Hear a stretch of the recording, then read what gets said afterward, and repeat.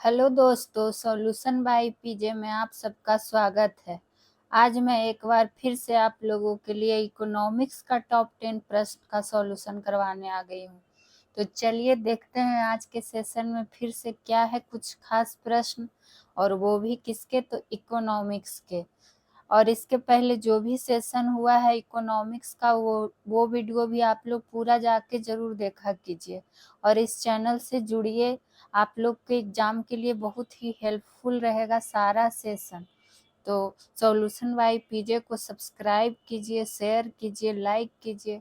तो चलिए देखते हैं आज का पहला प्रश्न इकोनॉमिक्स का क्या है। तो हमारा पहला प्रश्न है, मिलान करें कि कौन सा युग्म गलत है। यहाँ आपको क्वेश्चन ध्यान से पढ़ना है क्योंकि पूछ रहा है कि गलत युग्म वाला पहचानना है। तो जाहिर सी बात है 3 इसमें सही दिया हुआ होगा और 1 गलत। तो हमें पता रहेगा तब ना कि सही कौन है, तो गलत को पकड़ेंगे। तो चलिए देखते हैं। समिति है और समिति किस सिफारिश पे गठन हुआ था वो आपको दे दिया है मिलाने के लिए। तो मालेगाम समिति, तो मालेगाम समिति की सिफारिश हुई थी माइक्रो फाइनेंस पे, तो ये बिल्कुल सही है। तारापोर समिति, तारापोर समिति पूंजी खाता परिवर्तनीयता से ही संबंधित है, तो ये भी सही है। राजा चलैया समिति, तो भारत में कर सुधार से, तो ये भी सही है। और ये बहुत बार रिपीटेड है तो इसको ध्यान में रखिएगा ज़्यादा। बात करेंगे नरसिम्हन समिति, तो उर्वरक कंपनी का विनिवेश, तो ये हो जाता है गलत क्योंकि नरसिम्हन समिति किससे संबंधित है, तो बैंकिंग क्षेत्र में सुधार से, बैंकिंग क्षेत्र में सुधार से। तो इस पे दो बहुत ज़्यादा इम्पोर्टेंट है, ये दोनों को बार बार एग्जाम में पूछा गया, इसलिए नरसिम्हन समिति और राजत चलैया समिति को ध्यान में जरूर रखिएगा। अब आइए क्वेश्चन नंबर 2 पे। प्रथम पंचवर्षीय योजना किस मॉडल पर आधारित है, जो कि आपसे पूछ लिया गया। और बात आई है जब पंचवर्षीय योजना के, तो आपको टॉनिक टॉपिक करके एक क्लास होगा प्लेलिस्ट में, उसमें आपको पूरा पंचवर्षीय योजना डिटेल में बताया गया है। जो भी इससे पंचवर्षीय योजना से संबंधित प्रश्न बनेंगे 12 पंचवर्षीय योजना से, वो सारा आपको उसमें हम बताए हैं। तो वो वीडियो आप लोग प्ले करके जरूर देखिए ताकि आपका पंचवर्षीय योजना का एक भी क्वेश्चन ना छूटे। तो देखिए, प्रथम पंचवर्षीय योजना पूछ लिया है कि किस मॉडल पर आधारित है। तो प्रथम पंचवर्षीय योजना किस मॉडल पर आधारित था, ये था हेराल्ड डोमर मॉडल पर। और प्रथम पंचवर्षीय योजना का ईस्वी क्या हो जाएगा, तो 1951 का से लेकर कितना 56, चूंकि 5 साल का योजना था तो 1951 से लेकर 56 हो जाएगा क्या, प्रथम पंचवर्षीय योजना। और इस पे सबसे ज्यादा प्रथम पंचवर्षीय योजना में मुद्दा क्या था या उद्देश्य क्या था, तो कृषि क्षेत्र से संबंधित था, कृषि को बढ़ावा देना। तो मेन मुद्दा क्या था, कृषि। और ये सब सारा पॉइंट वाइज आपको हम उस सेशन में बताए हैं। अब बात करेंगे पीसी महान लोबिस मॉडल, ये किस पंचवर्षीय योजना से संबंधित है, तो ये सेकेंड पंचवर्षीय योजना, सेकेंड पंचवर्षीय योजना पूछ दे कि किस मॉडल पर आधारित था, तो ये हो जाएगा आपको किस पे, पीसी महालनोबिस मॉडल पर आधारित हो जाएगा। और सेकेंड पंचवर्षीय योजना का अवधि क्या हो जाएगा, तो 1956 से लेकर क्या हो जाएगा 61 हो जाएगा। और इसमें किस मुद्दा पे ज्यादा ध्यान दिया गया था सेकेंड पंचवर्षीय योजना में, तो इस पे दिया गया था किस पे, औद्योगिक विकास पे, उस पे कृषि पे, और इसमें किस पे, औद्योगिक विकास पे। ठीक। और बात करेंगे योजना अवकाश की, तो योजना अवकाश पता ही है कि गैप हुआ था बीच में। तीसरा पंचवर्षीय योजना का अवधि क्या था 1961 से 66, और उसी के बाद चौथा में क्या हुआ था, गैप हो गया था। तो गैप की अवधि क्या थी 1961 से लेके 66। और योजना अवकाश के टाइम, नहीं देखिए सॉरी, यहाँ पे मिस्टेक हो गया, जैसे आप लोग को थर्ड वाला नहीं ना बताएं, थर्ड पंचवर्षीय मॉडल वाला क्या हो जाएगा अवधि 1961 से लेके 66, उसके बाद जाके आपका योजना अवकाश हुआ, तो क्या हो जाएगा 1966 से लेके 69 हो जाएगा अवधि योजना अवकाश। और इसी बीच में क्या आया था, हरित क्रांति का शुरुआत हुआ था। तो आप लोग से यहाँ पर एक प्रश्न है कि आप लोग बताइएगा कि तीसरी पंचवर्षीय योजना किस मॉडल पर आधारित थी, जो कि हम आपको पहले बता चुके हैं। तो आप लोग कमेंट सेक्शन में कमेंट जरूर किया कीजिए। अब आइए क्वेश्चन नंबर 3 पे। सरकार की कुल आय और व्यय में अंतर को क्या कहा जाता है? तो जो सरकार का कुल आय और व्यय होता है और उसका अंतर क्या कहलाता है? तो उसका अंतर आपका कहलाता है राजकोषीय घाटा। ठीक, राजकोषीय घाटा को समझिए कि जीडीपी के यानी कि सकल घरेलू उत्पाद के किसमें, तो प्रतिशत के रूप में व्यक्त किया जाता है। ये पॉइंट इसमें आप ध्यान रख लीजिएगा कि राजकोषीय घाटा को जीडीपी के प्रतिशत के रूप में क्या किया जाता है, व्यक्त किया जाता है। ठीक, बात करेंगे राजस्व घाटा, ऑप्शन नंबर बी। तो राजस्व घाटा क्या है? तो राजस्व घाटा को देखिए ऐसे जान लीजिए कि कुल राजस्व व्यय माइनस कर राजस्व प्लस गैर कर राजस्व मिलकर क्या बन जाता है, मतलब घटाकर उसमें क्या बन जाता है, कुल राजस्व व्यय। और प्राथमिक घाटा एक आ गया। तो प्राथमिक घाटा के बारे में क्या जानेंगे? तो प्राथमिक घाटा किसे कहते हैं? तो जो कि देखिए ऐसे लिख देते हैं ताकि आप लोग भी अच्छा से नोट डाउन कर लीजिए। तो प्राथमिक घाटा क्या है कि जब राजकोषीय घाटा से क्या हो, ब्याज की देनदारी को निकालने के बाद जो राशि प्राप्त हो वो क्या हो जाता है, प्राथमिक घाटा। ऐसे तो आपसे ये क्या बोलता है, परिभाषा आपसे नहीं पूछेगा जो राशि प्राप्त हो, लेकिन जानकारी के लिए जान लेते हैं जब प्रश्न आ ही गया है। तो मेनली जो था वो आपको हम बता ही दिए। अब आइए क्वेश्चन नंबर 4 पर। जिनके उत्पादन पर दूसरे उद्योग निर्भर है, तो जिनके उत्पादन पर दूसरे उद्योग निर्भर है वो क्या होता है, तो वो होता है आधारभूत उद्योग। ठीक है, तो आधारभूत उद्योग में अगर पूछ दे एग्जाम्पल के रूप में क्या हो जाएगा, तो एग्जाम्पल के रूप में देखिए हो जाएगा लौह इस्पात उद्योग, अल्युमिनियम का हो गया, अल्युमिनियम परगलन क्या कहता है, और क्या हो जाएगा, जो भी उद्योग से संबंधित है वो किस पे आ जाएगा, आधारभूत उद्योग पे है। ठीक है, यहाँ दूसरा नंबर क्या है, उपभोक्ता उद्योग। उपभोक्ता का मतलब क्या है, जो उपयोग करे उसी को न उपभोक्ता कहता है। तो जो उत्पादन क्या हो, उपभोक्ता के सीधे उपयोग हेतु हो, जैसे में क्या हो गया, चीनी हो गया एग्जाम्पल के रूप में, उपयोग करते हैं ना हम लोग तो उपभोक्ता हुए। कागज हो गया, पंखा हो गया, मतलब जो दैनिक रूप में हम लोग दैनिक दिनचर्या के रूप में यूज कर सकते हैं वो क्या हो गया, उपभोक्ता उद्योग हो गया। तो ये प्रश्न ऐसा, इसको बस ध्यान रखने के लिए है, आप एग्जाम्पल्स भी पकड़ लीजिएगा। और एक बात आपके लिए, सारे विषय का यहाँ पर टॉप 10 का प्रश्न इम्पोर्टेंट क्वेश्चन का कलेक्शन लाया जाता है। तो और ऊपर से आपको हर संडे स्पेशल में टॉपिक वाइज भी करवाया जाता है। तो आप लोग इस चैनल से ज़रूर जुड़िए, फ्री ऑफ कॉस्ट सब आपको दिया जा रहा है, तो आप लोग सपोर्ट कीजिए। आइए अब क्वेश्चन नंबर 5 पे, जो कि क्या है, तो क्वेश्चन नंबर 5 है राउरकेला इस्पात संयंत्र कहाँ स्थित। और ये वाला क्वेश्चन आपके लिए बनेगा इम्पोर्टेंट, क्योंकि बहुत एग्जाम में ये पूछा हुआ है, तो इसको भी स्टार मार्क कर ही लीजिए। तो राउरकेला इस्पात संयंत्र कहाँ स्थित है, ये तो पूछता ही है, तो ये कहाँ स्थित है, तो ये आपका है उड़ीसा में स्थित। लेकिन इससे प्रश्न और क्या बनता है, देखिए इसमें ऐसे प्रश्न आता है, आप इस तरह से कर लीजिए कि एक तरफ इस्पात संयंत्र लिख लीजिए, इस्पात संयंत्र, ठीक, और ये स्थापना वर्ष और किसके सहयोग से, सहयोगी देश करके लिख लीजिए, सहयोगी देश।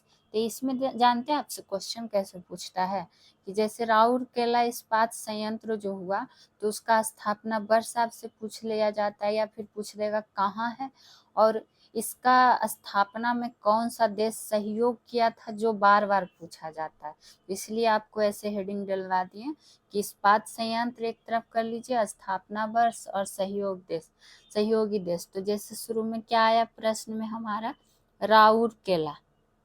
राउरकेला इस्पात संयंत्र आ गया, और इसका स्थापना वर्ष क्या हो जाएगा, तो स्थापना वर्ष 1955।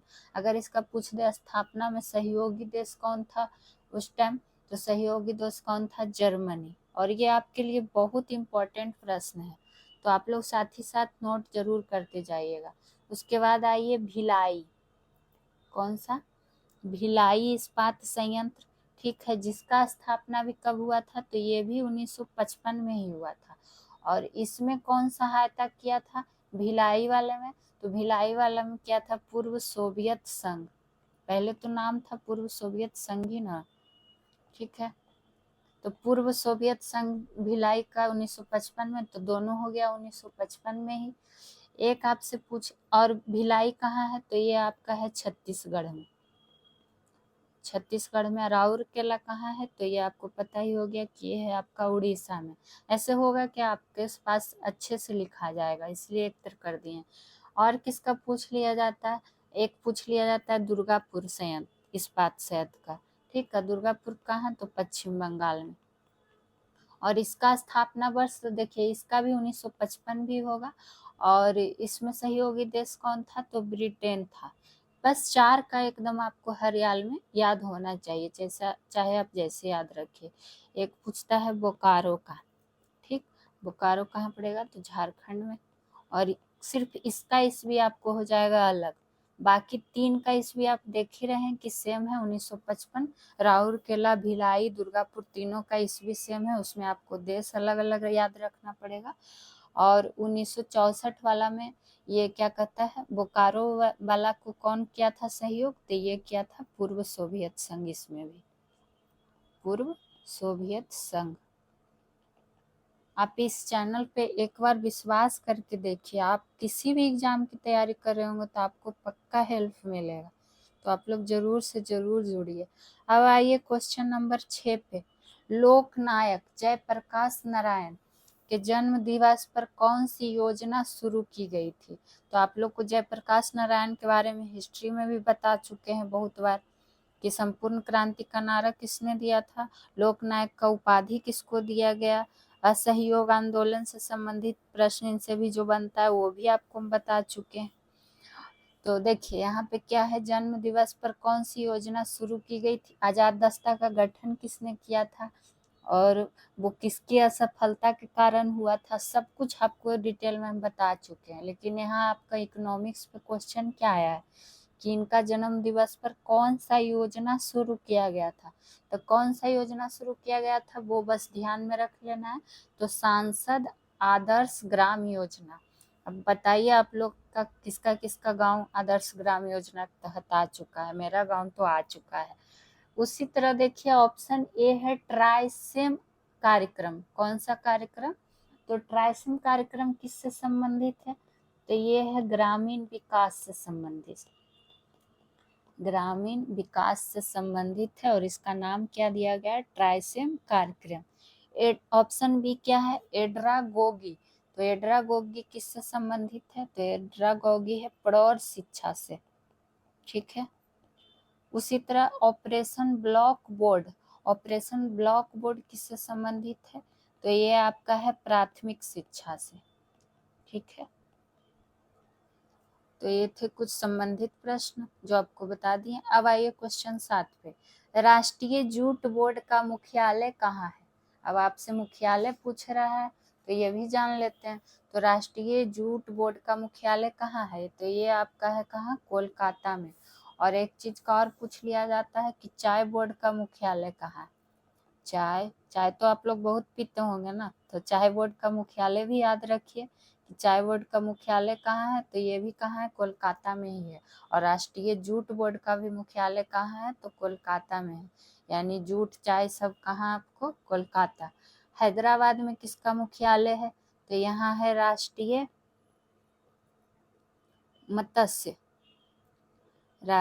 मत्स्य विकास बोर्ड का मुख्यालय, ठीक। जो भी एक जैसे संबंधित प्रश्न है वो आपको कंफ्यूजन ना हो, इसलिए वैसा ही प्रश्न आपको लाया जाता है और सारा इम्पोर्टेंट। तो राष्ट्रीय मत्स्य विकास बोर्ड का मुख्यालय पूछ लेगा तो कहाँ है? हैदराबाद में। तो गुंटूर में क्या है? तो गुंटूर में है तंबाकू बोर्ड का मुख्यालय। किसका? तंबाकू बोर्ड का मुख्यालय।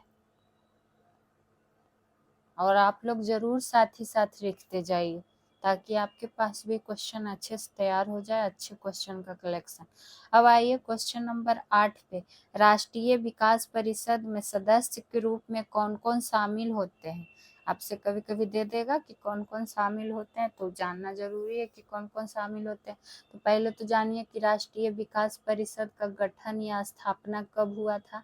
ये डेट काफी बार पूछा जाता है। तो जो हुआ था 6 अगस्त 1952 को। कब? तो 6 अगस्त 1952 को। और इसमें सदस्य के रूप में देखिए भारत का पीएम भी होते हैं, सभी राज्यों के सीएम भी होती हैं और सभी केंद्रीय कैबिनेट मंत्री भी हो जाते हैं। तो इसलिए ऑप्शन डी हो जाएगा क्या इसका राइट आंसर, यानी कि सभी हैं जो इसका सदस्य होते हैं। ठीक है, अब आइए क्वेश्चन नंबर 9 पे। राष्ट्रीय चावल शोध संस्थान किस स्थान में है? मतलब कि जो राष्ट्रीय चावल शोध संस्थान है ये किस स्थान पे है? ये काफी बार पूछा गया है, तो इसको भी स्टार मार्क आप कर ही लीजिए। तो ये कहाँ है? तो ये आपका है कटक में। ठीक। और चिकमंगलुरु में क्या है? किसका अनुसंधान केंद्र है? तो चिकमंगलुरु में है कॉफी अनुसंधान केंद्र। ठीक। और ये कहाँ है? ये सब सारा चीज आपको हम पहले भी बता चुके हैं। तो यहाँ पे जो अभी फिलहाल रिलेटेड है वही आपको बताया जा रहा है। यहाँ क्या है? केंद्रीय कॉफी अनुसंधान केंद्र। देखिए थोड़ा सा के चलते कितना आंसर चेंज हो जाता है और एग्जाम में यही कंफ्यूज क्रिएट कर देता है। जैसे अगर आपसे सिर्फ पूछे कि कॉफी अनुसंधान केंद्र संस्थान किस स्थान पे, तो कहाँ हो जाएगा? चिकमंगलुरु में। लेकिन वही अगर आप केंद्रीय लगाते कि केंद्रीय कॉफी अनुसंधान केंद्र कहाँ है, तो कहाँ हो जाएगा? कुर्ग में। और पोर्ट ब्लेयर में क्या हो जाएगा? तो पोर्ट ब्लेयर में है क्या? केंद्रीय कृषि अनुसंधान संस्थान। ठीक है। और ये सब सारे क्वेश्चन आपके लिए हैं इम्पोर्टेंट। और आपका इस सेशन से संबंधित कोई भी प्रश्न हो तो आप लोग कमेंट सेक्शन में कमेंट जरूर कीजिएगा। अब आइए क्वेश्चन नंबर 10 पे। अन्नपूर्णा योजना का प्रारंभ कब हुआ था? अब एक योजना आ गया है और उसका आपसे क्या पूछ लिया गया है? ईस्वी। तो अन्नपूर्णा योजना का प्रारंभ कब हुआ था ये आप लोग जान लीजिए। तो ये हुआ था 2 अक्टूबर 2020 को। कब हुआ था? तो 2 अक्टूबर 2020 को। और कहाँ से शुरू हुआ था अन्नपूर्णा योजना वो भी पूछ लेता है। तो गाजियाबाद के सिखोड़ा गांव से। सिखोड़ा। कुछ कुछ नाम ऐसा रहता है कि ध्यान में नहीं रहता है इंसान को, इसलिए बता रहे हैं, आप लोग नोट करते जाइएगा। तो गाजियाबाद के सिखोड़ा ग्राम से क्या हुआ था? इसका शुरुआत हुआ था किसका? तो अन्नपूर्णा योजना का। और अन्नपूर्णा योजना का उद्देश्य क्या था? तो उद्देश्य यही था कि मतलब देश का जो भी बहुत ज्यादा निर्धन वृद्ध हैं उनके लिए रोटी का व्यवस्था करना। अन्न मतलब क्या होता है? अनाज। और पूर्ण मतलब क्या होता है? पूर्ति करना। तो वही हो गया कि देश के जो भी अधिक निर्धन वृद्ध हैं उनके लिए रोटी का व्यवस्था करना ही इस योजना का क्या था? उद्देश्य था। और एक डेट और ध्यान रख लीजिए, 9 मई 2015। इसमें क्या चीज का प्रारंभ हुआ था? तो ये अटल पेंशन योजना का शुरुआत हुआ था। ठीक है। तो आज के लिए इतना ही। फिर मिलेंगे किसी और विषय का टॉप 10 प्रश्नों के साथ। तो आप लोग इस सेशन से जुड़िए और चैनल को सब्सक्राइब कीजिए, शेयर कीजिए, लाइक कीजिए। तब फिर मिलते हैं दूसरे सेशन में। Thank you.